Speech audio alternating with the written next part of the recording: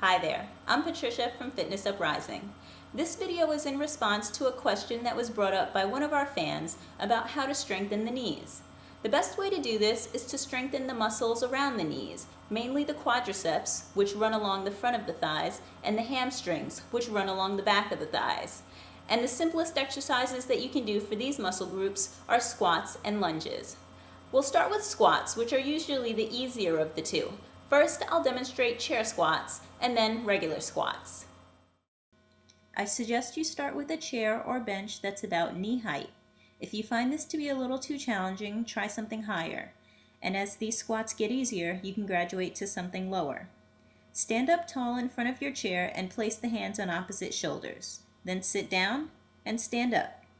Make sure you keep as much weight on your heels as possible. Don't press into the toes too much and keep the heels on the ground at all times.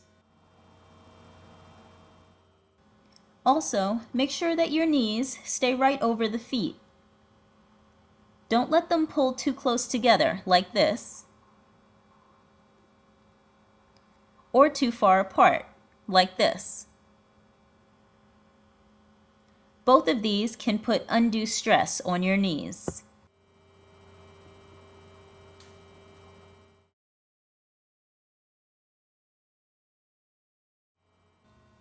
Once you've mastered the chair squat, you can progress this exercise by hovering over the chair instead of sitting all the way down.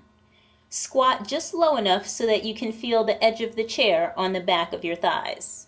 When you're ready for a deeper squat, take a small step away from your chair. Squat just low enough so that your tailbone touches the edge of the chair.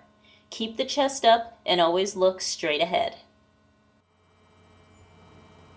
Now, lunges are a great exercise to use for strengthening the knees as well as squats. They're more challenging as far as balance goes, and they force each leg to work independently. I'll show you stationary lunges, decline lunges, and finally, stepping lunges. You can do stationary lunges anywhere, but a trick I like to use is doing them in front of a wall. It keeps the knees from shifting too far forward. Just remember to keep as much weight as possible on the front heel and don't put too much pressure on the front or back toes. Place the toes of your front foot right at the wall and place the hands on the hips. Try to maintain the pressure on the front heel as you bend both knees and then return to standing. If possible, let that back knee gently touch the floor before you stand up. Just like when you're doing squats, make sure that that front knee stays right over your foot and doesn't pull inward or outward. Keep your chest up and look straight ahead.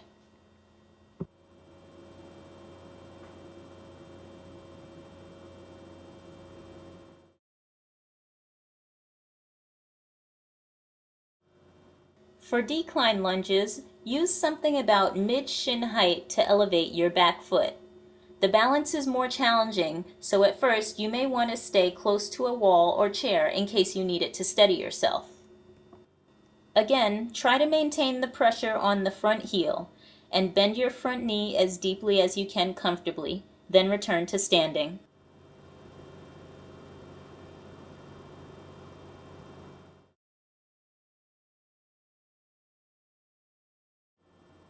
Stepping lunges are the most challenging because you're moving forward and backward as well as up and down. Just keep all of the rules about form in mind and take your time. Step forward, and as your front foot hits the ground, bend both knees with control, taking care not to let your back knee hit the ground. Press into the front heel to stand up and bring the feet together again. As you move through this lunge, try not to lean from the hips, like this. Keep your upper body vertical at all times and keep your abs tight. Use your legs to move you forward and backward so that you don't stress your back.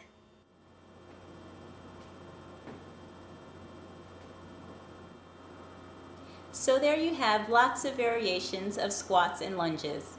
I suggest you start with 3 sets of 10 repetitions and work your way up to 3 sets of 15 and eventually 3 sets of 20. Remember to listen to your body. If you feel any pain, especially in your knees, try to modify your movements to avoid pain or stop altogether if you need to. Good luck with your exercises and have a happy and healthy day.